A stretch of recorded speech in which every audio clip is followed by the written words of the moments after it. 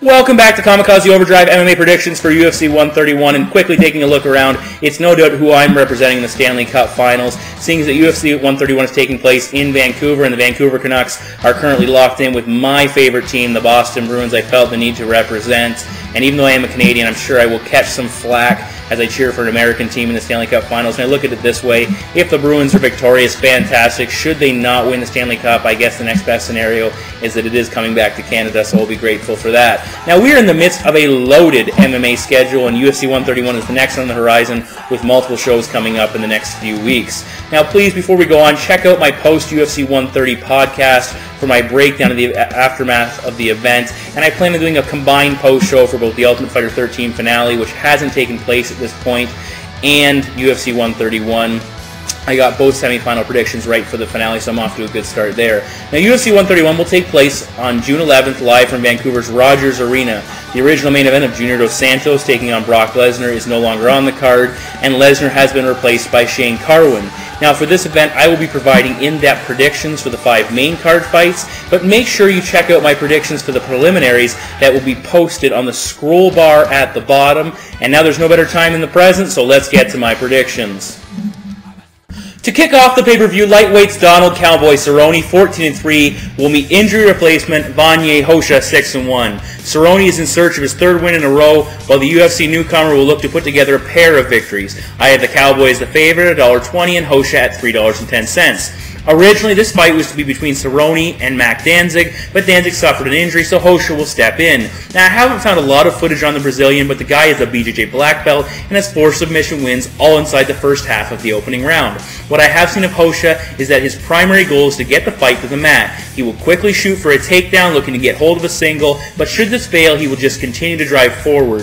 When driving forward, he will push his adversary into the cage and work for a body lock, or really any way of getting his opponent to the mat. Now, in his lone defeat against Brett Bergmark, he had success early scoring takedowns and remaining on top, but as the fight progressed, his ability to put Bergmark on the mat had a significant drop-off. This resulted in the Brazilian butt-flopping and attempting to pull guard, which his opponent wisely backed away from. This would suggest that his endurance level won't allow him to go deep into a fight and still be successful. Beyond his submissions, Hosha has solid ground and pound, which resulted in his only TKO victory, and he has a set of heavy hands, though lacking technical striking. Now, I have one major concern with his stand-up, and he showed this against Bergmark, as he has a tendency to turn away or simply back straight up when he gets tagged with a big shot, which leaves him vulnerable. Now, his opponent, Donald Cerrone, is a Muay Thai fighter, but has yet to score a victory via knockout in his MMA career, although that doesn't mean he isn't a capable striker. Cerrone has wicked kicks and a set of pretty talented hands, which he is not afraid to use, averaging close to 70 strikes thrown per fight. But he has shown that he is more than capable of securing a win via submission, as he has done this 12 times, including 5 times over his last 7 wins. He has good takedowns and excellent top control, but I would expect that he will be looking to keep Hosha at his greatest disadvantage, and that is by keeping the fight standing. Cerrone is a big step up for Hosha, as a lot of people are writing this guy off, but he should be given his due respect. We have seen a number of lesser-known fighters enter the octagon and leave with a big upset win. That being said, I think that if Cerrone can survive the first round and for the most part keep this fight standing, this is his fight to win. So my prediction is Donald Cerrone to defeat Vanye Hosha by decision. In the middleweight division, Mark the Filipino Wrecking Machine Munoz 10-2 will square off with Damian Maia 14-2. Munoz has won 2 in a row in 5 of his last 6, while Maia is also riding a 2-fight winning streak.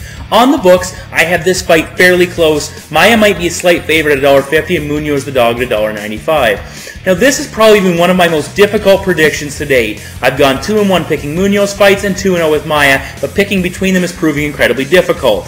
If you look at their career defeats, both have suffered flash knockouts inside the first round, and both have been defeated by opponents who simply outclassed them. So I haven't seen a lot in their defeats that can help me pick a winner in this fight. So let's look at what we do know. Maia is one of the top jiu-jitsu practitioners in the UFC. He has 8 submission wins, including 4 in the octagon.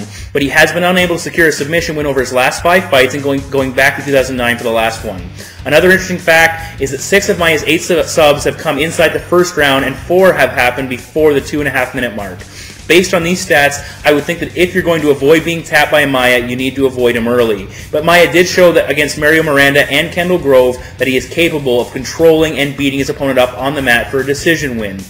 His opponent, Mark Munoz, is a talented former Division I NCAA wrestler and a BJJ purple belt, so he is no slouch on the mat. But statistically, his takedown skills are not the most dominant at 14%, never completing more than 2 in one match. Combine this with having defended 55% of his takedowns, and Munoz seems more than willing to contest a fight on the feet. Maya's takedown success is only slightly better at 35%, and this number has been bolstered by his last 2 performances in which he was able to complete a combined 10 takedowns. Munoz has never been submitted, and I attribute this to how difficult he is to control, but Maya has had success in the past with wrestlers, including submitting Chael Sonnen. Munoz was taken down 5 times by another top-level wrestler in Aaron Simpson, but Mark proved incredibly difficult to control and was explosive, not spending a great deal of time on his back. Against Kendall Grove, Mark got caught in 3 submissions early, which really concerns me, but 2 things that I attribute to this were getting tagged early and Grove's incredibly long limbs. From all of this, I would think that Maya should attempt to get the fight to the mat early, while Munoz will need to use his wrestling in reverse to keep the fight standing. Another variable is how willing will Maya be to take the fight to the ground as he has been working on his stand-up? This could be a huge mistake, as Munoz, although lacking in the technical skills, has devastating power. Further, there are openings in the Brazilian striking that could leave him vulnerable to a big shot from the wrestler. He has a tendency to hold his hands low and lower his head when he strikes. Munoz showed how devastating his strikes can be when he landed a right hand that floored CB Dalloway and finished him off with some vicious ground and pound. Maya's striking has been improving, but I think that this is where Munoz will have an advantage, and the almost equal reach will allow Mark to remain in range, unlike in his previous fights. Maya has a tendency to gas in later stages of a fight, and I expect he will be forced to work incredibly hard to both obtain and maintain the takedown against Munoz, which should slow him down even quicker. Maya will need to obtain an early submission. If he can't, I would anticipate Munoz's power overwhelming him. So my prediction is Mark Munoz to defeat Damian Maia by stoppage. UFC newcomers will collide in the heavyweight division as Dave Pee Wee Herman, 20-2, will meet 6-1 June Olav Ainamo. Herman has won 2 in a row in 5 of his last 6, while Ainamo's last trip to the cage was a victorious one. On the books, I have Herman at $1.40 and Ainamo as the dog at $2.15. This is another one of those fights that pits a striker versus a grappler. Herman has 14 career knockouts, while Ainamo has secured 5 of his 6 wins by submission. Beyond the fact that these 2 guys are making their UFC debuts on the main card, the most outstanding fact surrounding this fight is the Norwegian's lack of activity over the last 5 years. Ainamo competed 7 times between 2000 and 2006, but hasn't stepped inside of a cage since as a result of an ailment. On the other side of the cage, Herman began his career in 2006, fighting 22 times since then. So right from the start of things, I would expect that June could very well suffer from ring rust. Further, June hasn't really been tested by high-quality or even noteworthy opponents outside of his last fights against James Thompson and his only career defeat against Fabricio Verdum. He plowed through his first 5 fights with 4 submissions and 1 TKO, all inside the first round. Upon stepping up to face Verdum at Pride 31, Ainamo held his own for the most part but didn't do enough for the win. His opponent, Dave Herman, is a highly touted heavyweight prospect with some serious power. Herman is far from your typical plodding heavyweight. He is surprisingly light on his feet and uses a great deal of kicks. And not just simple kicks, he likes to implement a side kick, switch kick, a push, along with the regular low body and high kicks. His hands are solid and are more than capable of ending a fight. But it is his knees that are the most impressive. Pee Wee will use his knees to do a lot of damage. When in the clinch, he can do serious injury with his knee strikes to his opponent's body that are crushing, but not the most devastating part of his arsenal. When he's able to lock in the tie clinch, he will deliver knees with knockout power. I really like the manner in which he pulls his opponent's head down and then jumps in, providing even more power behind his knee strikes. Even though Ainamo is known for his grappling, he trains at an accomplished striking camp in Golden Glory, so he should have lots of opportunities to train his striking with top heavyweight striker Alistair Overeem. But I have said this in the past, training in the gym and executing in the cage are 2 entirely different things.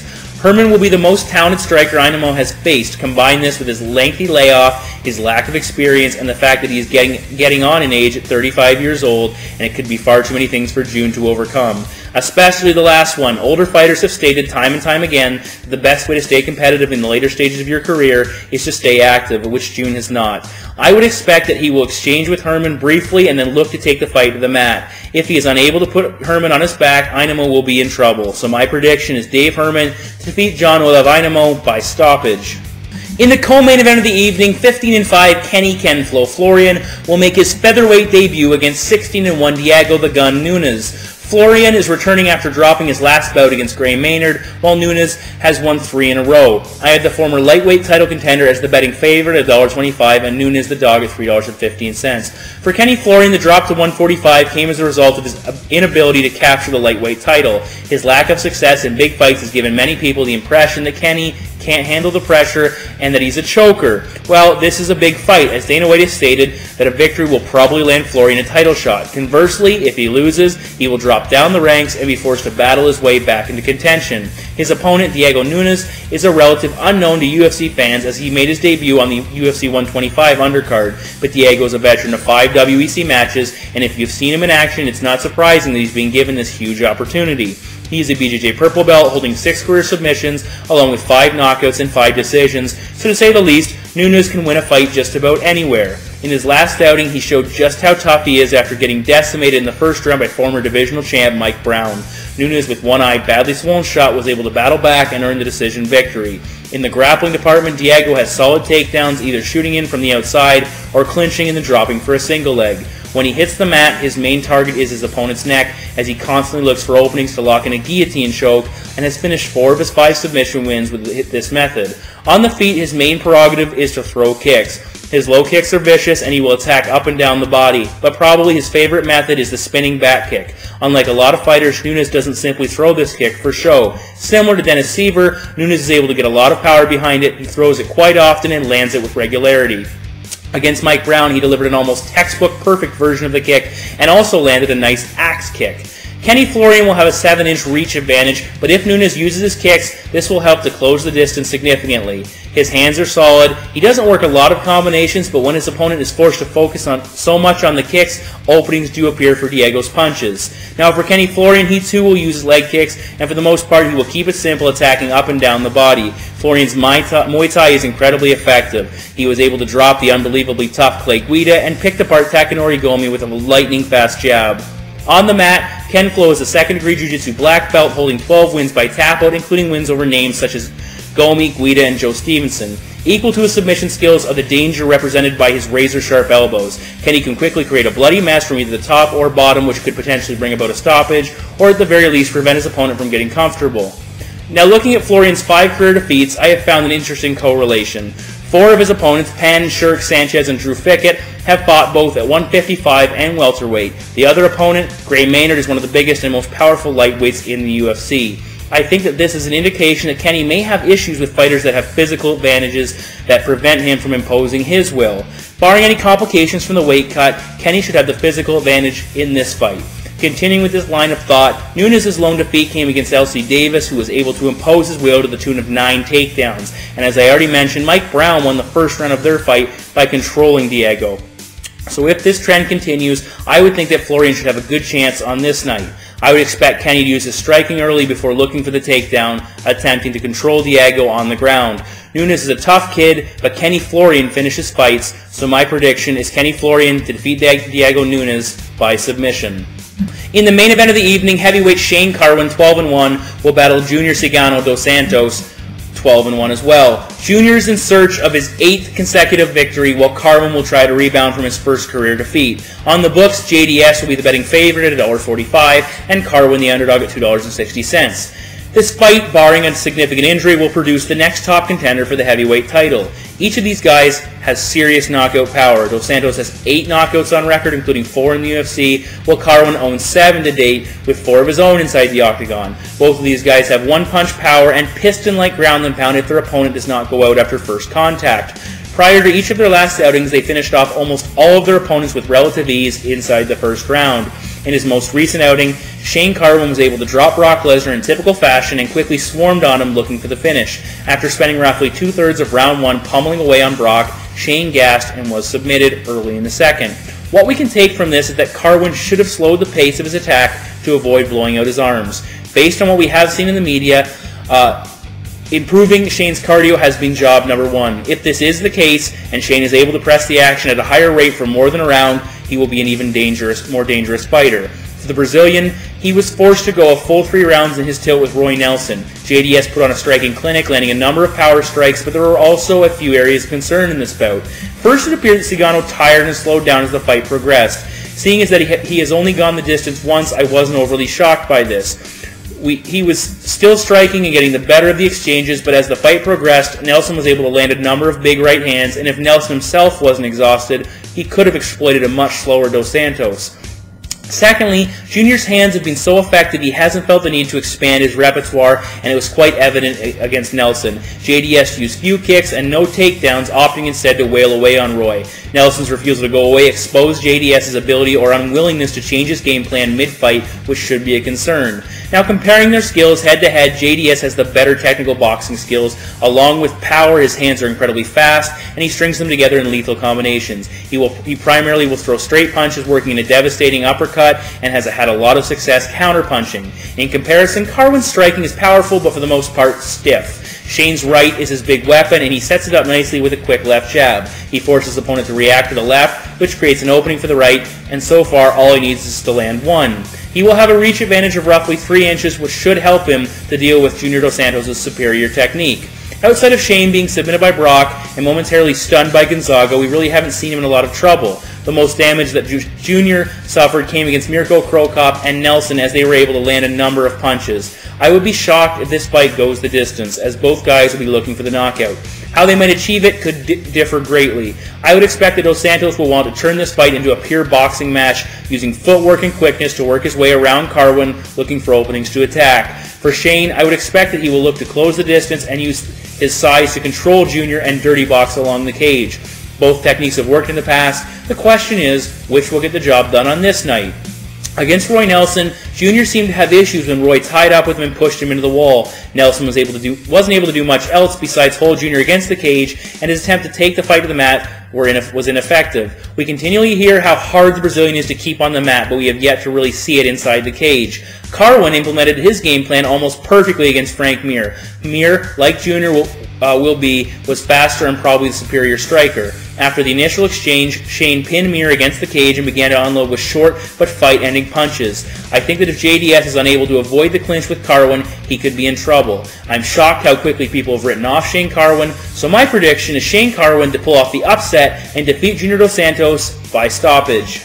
Alright, welcome back to the next edition of Kamikaze Countdown. Couple things I want to touch upon. The first being John Fitch. Who does this guy think he is?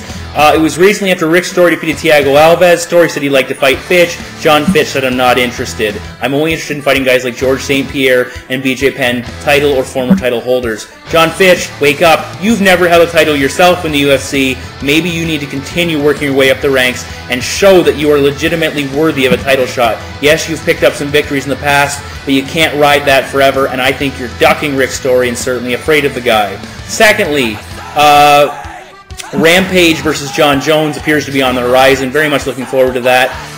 Rashad Evans, I'm curious to see what the situation is there.